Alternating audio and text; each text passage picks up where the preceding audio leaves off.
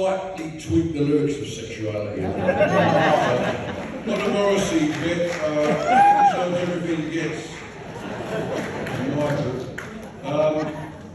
No, I tweaked the lyrics to make it a song of allyship with our trans and non-binary siblings.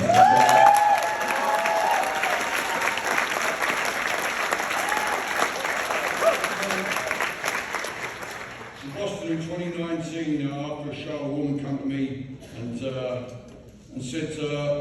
you know that song where you go for a beer with a gay guy? I said, oh yeah, Sexuality, yeah. She said, it's not very radical anymore, is it, mate? No, I suppose it's not really. Put it like that. It's not very radical at all now, is it? With formalities and everything, yeah.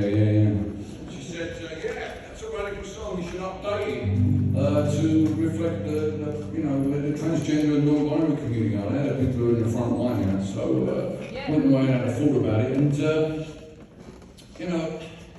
it's something that it really is a no-brainer, particularly for those of us who were active in the 1980s here in the United States of America with ACT UP, fighting to support the community climate crisis during the AIDS epidemic.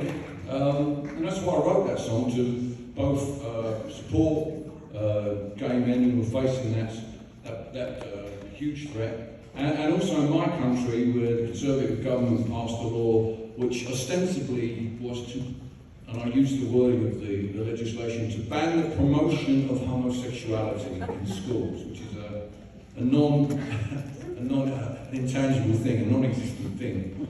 But it had the effect that they wished it to do. It put a target on the back of gay men, and they were portrayed as predators. They were portrayed as a danger to children. They were portrayed as people you shouldn't be near in a public toilet. Does any of this sound familiar? You shouldn't be.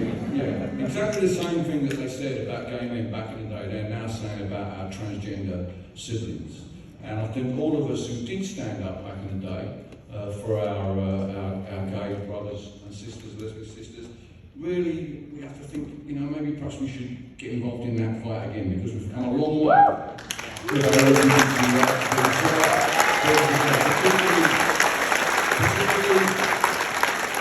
the election year, because guess what other word was really big at the RNC? Gender. Oh yes.